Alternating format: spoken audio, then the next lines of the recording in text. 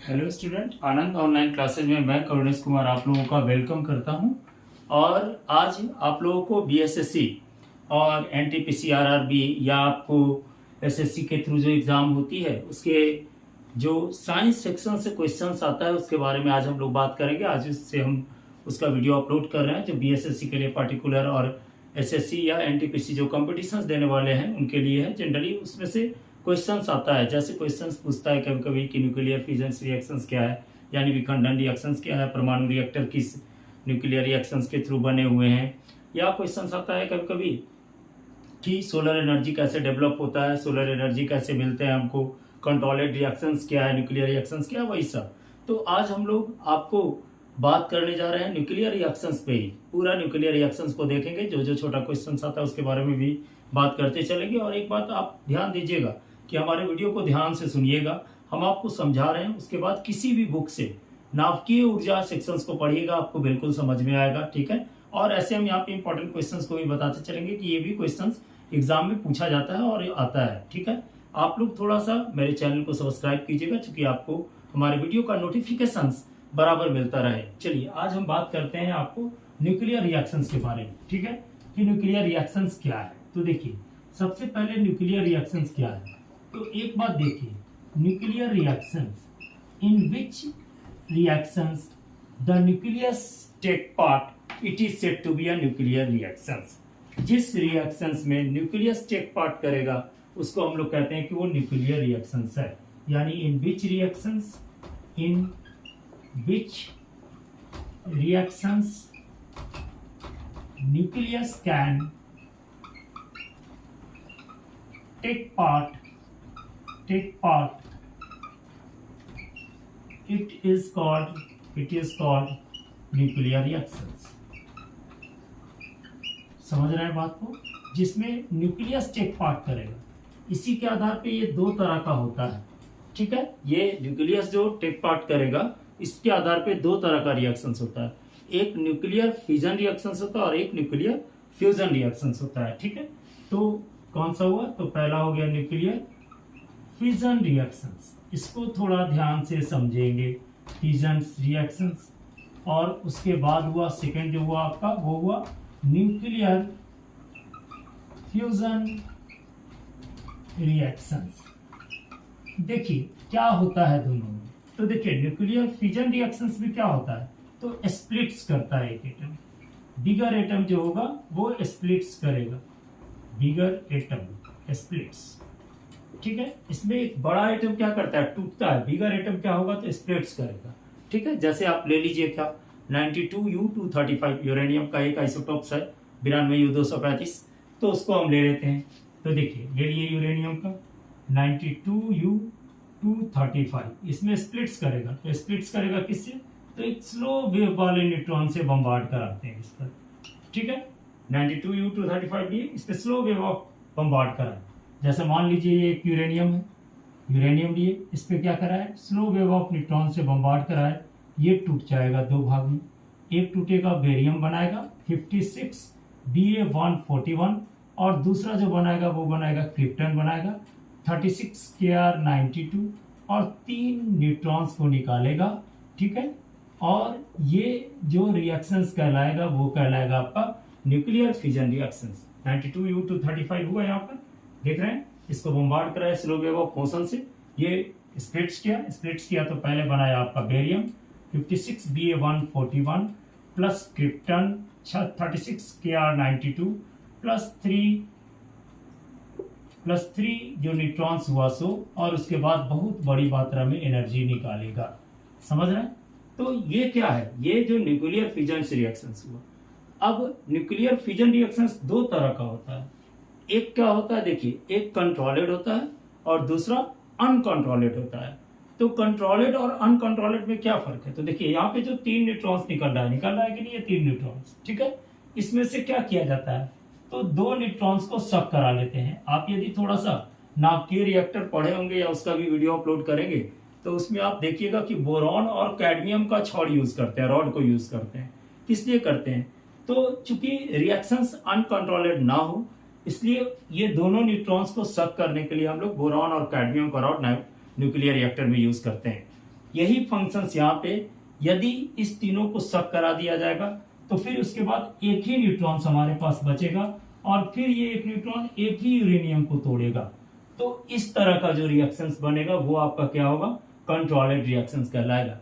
क्योंकि आपने पहले दो न्यूट्रॉन्स को सब करा दे रहे हैं तो एक ही न्यूट्रॉन से फिर वो एक ही यूरेनियम को तोड़ेगा, फिर उसके बाद एक ही यूरेनियम टूटेगा, यानी सो फॉर इस तरह से प्रोसेस चलता रहेगा। और ये चलेगा तो ये कंट्रोल में ही चलेगा, यानी हर बार एक ही यूरेनियम टूटेगा।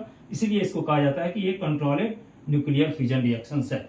यानी फिजन रिएक्शंस कितने तरह का होगा, दो तरह का होगा। कौन कौन सा, कंट्रोल्ड और अनकंट्रोल्ड। अभी तक क्या पढ़े हम लोग, पहला पढ़े कि न्यूक्लियर रिएक्शंस क्या है, तो which reactions take part in nucleus of an atom it is said to be a nuclear reactions. ठीक है, न्यूक्लियर रिएक्शंस कितने तरह के होते हैं, टाइप्स ऑफ न्यूक्लियर रिएक्शंस। तो यानी दो तरह का पढ़े, न्यूक्लियर फिजन और न्यूक्लियर फ्यूजन। अब पढ़ रहे हैं न्यूक्लियर फिजन रिएक्शंस में तो स्प्लिट्स करेगा एटम। तो इसमें क्या होगा, जब ये स्प्लिट्स करेगा एटम तो आपका दो तरह का होगा, एक कंट्रोल्ड फिजन रिएक्शंस और दूसरा अनकंट्रोल्ड फिजन रिएक्शंस। अब देखें कंट्रोल्ड क्या होगा, अनकंट्रोल्ड क्या होगा, इसका स्क्रीनशॉट ले लीजिए।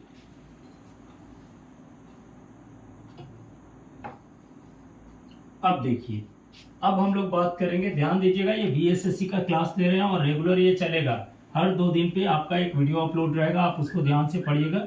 ये हमारा केमिस्ट्री सेक्शंस में आता है और इस तरह का क्वेश्चंस बराबर आता है। कंट्रोल्ड क्या हुआ, अनकंट्रोल्ड क्या हुआ, 92U235 पर कैसा न्यूट्रॉन से बम्बार्ड कराते हैं, क्या होता है, कितना न्यूट्रॉन निकलता है, कंट्रोल्ड में किस न्यूट्रॉन्स को शक कराते हैं, शक कराने के लिए कौन सा चीज का रॉड यूज करते हैं, समझ रहे हैं, ये सब बराबर क्वेश्चंस आता है। ठीक है, चलिए अब बात करते हैं कि क्या हो गया, फिजन रिएक्शंस दो तरह का हुआ। ठीक है, फिजन रिएक्शंस दो तरह का बटा। ठीक है, समझ रहे हैं, दो तरह का कौन कौन सा बटा, तो फिजन रिएक्शंस दो तरह का हुआ। एक हो गया आपका controlled fission reactions, controlled fission reactions, sorry controlled fission reactions, बात समझ रहे हैं। तो पहला क्या हुआ, कंट्रोल्ड फिजन रिएक्शंस, और दूसरा जो होगा आपका वो होगा अनकंट्रोल्ड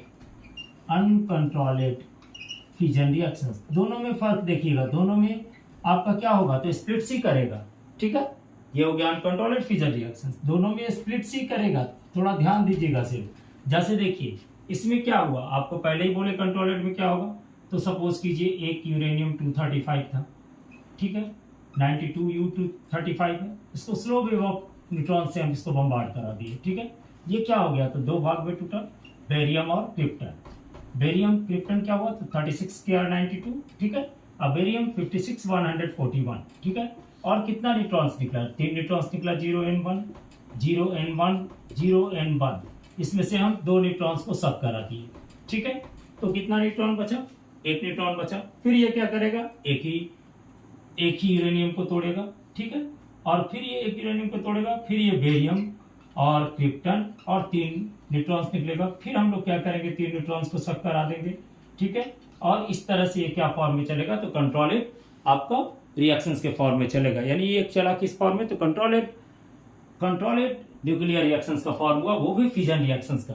ठीक है, अब अनकंट्रोल्ड में क्या होगा, तो सपोज कीजिए अनकंट्रोल्ड फिजन रिएक्शंस में ये हुआ, बम्बार्ड कराएं, आपका भाई बेरियम बना और क्रिप्टन बना। ठीक है, बेरियम 56 141 और ये हो गया 36Kr92 और 3 न्यूट्रॉन्स निकला। ठीक है, 0n1 0n1 0n1 0n1। ठीक है, अब ये 3 न्यूट्रॉन्स क्या किया, फिर क्या किया, 3 न्यूट्रॉन्स निकाला और फिर 3 यूरेनियम को तोड़ा। ठीक है, फिर 3 यूरेनियम तोड़ा, समझ रहे हैं, you you you you you you you और यू। ठीक है, फिर ये 3 को तोड़ेगा, फिर ये 3 को तोड़ेगा। यानी इस तरह से क्या होगा, पहला रिएक्शंस में यदि चला, फर्स्ट टाइम चला तो 3 को तोड़ा, सेकेंड टाइम चलेगा तो 9 को तोड़ेगा। पहला 3 को तोड़ा, दूसरा आपको 9 को तोड़ेगा, तीसरे बार 27 को तोड़ेगा और उसके बाद 81 को तोड़ेगा।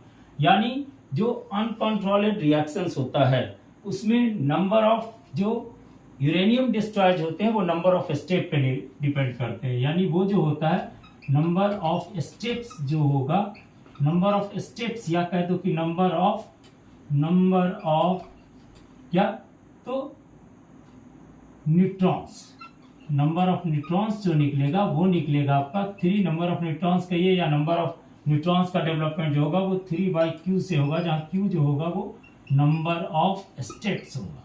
याद रखिएगा, 1 स्टेट्स हुआ 3 न्यूट्रॉन्स को निकालेगा, 2 स्टेप होगा 9 को निकालेगा, 3 होगा 27 को निकालेगा, 4 होगा 81 को निकालेगा, यानी इस फॉर्म में चलता जाएगा। याद रखिएगा 3, 3, 9, 27, 81 सो 1। तो ये क्या हो गया आपका अनकंट्रोल्ड फ्यूजन रिएक्शंस हो गया। समझ रहे हैं। अब एक होता है कौन सा, तो एक बात यहां याद रखिएगा, जैसे एटॉमिक रिएक्टर में कौन सा रिएक्शंस होता है, तो एटॉमिक रिएक्शंस में आपका कौन सा रिएक्शंस होता है एटॉमिक रिएक्टर में, एटॉमिक रिएक्टर में कौन सा होता है, तो आपका कंट्रोल्ड फ्यूजन रिएक्शंस होता है। ठीक है, एटॉमिक रिएक्टर में कंट्रोल्ड फ्यूजन रिएक्शंस होता है, जिसको हम लोग क्या करते हैं, तो बोरॉन और कैडमियम क्लोराइड इसमें यूज करते हैं, जिसके द्वारा न्यूट्रॉन जो होता है उसको सब कराते हैं। इसका स्क्रीनशॉट लीजिए।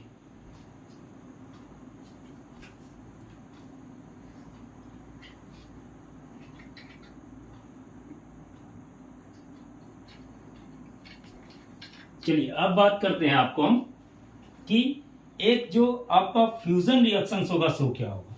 तो देखिए न्यूक्लियर फ्यूजन रिएक्शंस क्या होता है, कुछ नहीं है, बहुत सिंपल सा चीज है ये। फ्यूजन रिएक्शंस में क्या होगा, फ्यूजन में टूटता है, नाम ही है FISSION, यानी फ्यूजन मतलब टूटने वाला, याद रखिएगा। अब फ्यूजन में क्या होता है, तो बंधता है, तो इसमें क्या होगा, 2 या 2 से अधिक जो हल्का नाभिक होगा वो कंबाइंस करेगा। ठीक है, तो यानी यहाँ पे लिखे nuclear fusion reaction, nuclear fusions reactions तो binds more than 2 atoms of nucleus 2 atoms of nucleus, यानी ये क्या करेगा, न्यूक्लियर फ्यूजन रिएक्शंस क्या करेगा, बाइंड्स करेगा more than 2 atoms of nucleus को। अब ये क्या होगा, तो जैसे देखिए 4 हाइड्रोजन्स होता है, ठीक है, 4 हाइड्रोजन्स होगा। ऐसे यहाँ पे ड्यूटेरियम लेकर के भी ले सकते हैं और टाइटेनियम लेकर के भी ले सकते हैं, लेकिन यहाँ पे हम लोग क्या लेते हैं, आपका इसी फॉर्म को ले लेते हैं, जैसे 4 हाइड्रोजन बंधा। इससे हमारा क्या होगा, तो एक आपको क्लियर करेंगे हम अभी, सन के द्वारा सोलर एनर्जी मिलता है। 4 हाइड्रोजन बंधा, एक हीलियम का बनाएगा 2He4 और प्लस 0N1 प्लस, समझ रहे हैं, 2He4 प्लस 0N1, समझ में आया हाइड्रोजन का लिए। या ये नहीं लेना चाहते हैं तो ड्यूटेरियम का भी ले सकते हैं। ठीक है, 2He4 बनाएगा 0N1 और ट्रेमेंडियस एनर्जी निकालेगा।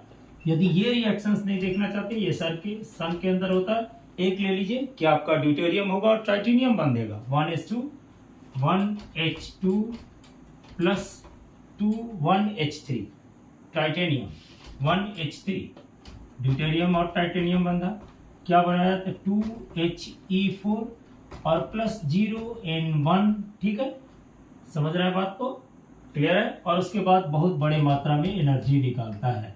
सोलर के अंदर, सन के अंदर यही प्रोसेस होता है, जिसके कारण हमको सोलर एनर्जी मिलता है। पहले लोगों को देखिए, सोलर एनर्जी डेवलप होने के समय में भी लोगों को गलत मान्यता थी। पहले लोग हेंस में थे जो 1939 को आए, उन्होंने सोलर एनर्जी के बारे में पक्का नॉलेज दिया। ऐसे पहले लोगों को ये नॉलेज था कि सन के अंदर कोई आग का बहुत बड़ा बॉल होगा। तो सवाल है, आज से 5 करोड़ वर्ष से वो जल रहा है आपको सूर्य, तो क्या आज तक वो आग का गोला खत्म नहीं हुआ? यदि उसके मास से कंपेरिजन करे तो उसको तो अब तक खत्म हो जाना चाहिए था। तो इस रूल को भी साइंटिस्ट गलत किया हमारे हेंस मेथे साहब 1939 को, और उन्होंने कहा कि सन के अंदर कोई भी आग का गोला नहीं है, सन के अंदर हाइड्रोजन है, और हाइड्रोजन गैस जो हो रहा है वो किस में चेंज हो रहा है, हीलियम में चेंज हो रहा है। और वही हीलियम में चेंज होने के प्रोसेस से जो एनर्जी हमारा निकल रहा है या जो हमको मिल रहा है वो हमको सोलर एनर्जी के फॉर्म में मिल रहा है। और ये प्रोसेस अनवरत चलता जाएगा, चूंकि वो नेचुरली पहले हाइड्रोजन से हीलियम बनता, फिर हीलियम टूटकर हाइड्रोजन बनाता, और ये प्रोसेस आपका लाइफ टाइम यानी इनफाइनाइट टाइम में चलता रहेगा, और हमको सन जो है वो एनर्जी देता जाएगा या देता रहेगा। तो ये हो गया आपका, क्या हो गया, तो न्यूक्लियर फ्यूजन रिएक्शंस। यानी आज हम लोग जो पढ़े वो पढ़े पहला तो न्यूक्लियर फ्यूजन रिएक्शंस, और दूसरा पढ़े nuclear reactions, nuclear energy, nuclear fusion reactions, controlled fusion, uncontrolled fusion और न्यूक्लियर फ्यूजन रिएक्शंस। एक बात याद रखिएगा, जैसे परमाणु रिएक्टर जो बनता है वो किस प्रिंसिपल पे बनता है, तो न्यूक्लियर फ्यूजन रिएक्शन पे बनता है।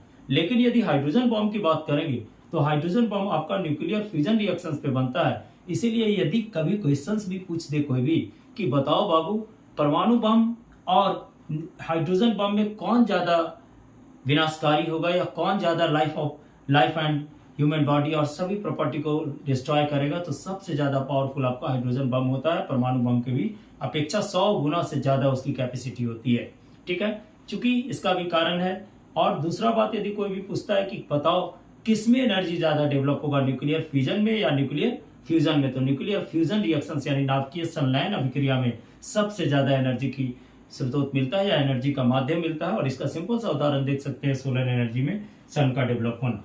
आशा होगा कि आप हमारे बात को समझे होंगे। हमारे चैनल को सब्सक्राइब कीजिएगा। ये कॉम्पिटिटिव बोर्ड आपका साइंस बराबर अपडेट होता रहेगा। कल मैं इलेक्ट्रिकल्स करूंगा और इसी तरह से छोटे छोटे टॉपिक्स आपको देता जाऊंगा। लगभग 30-40 जब वीडियो आपके पास कलेक्शन हो जाएगा तो एक साइंस का जीके का एक अच्छा सा स्तर आपको मिलेगा, बेस मिलेगा कहने का मतलब। चलिए, थैंक यू, धन्यवाद।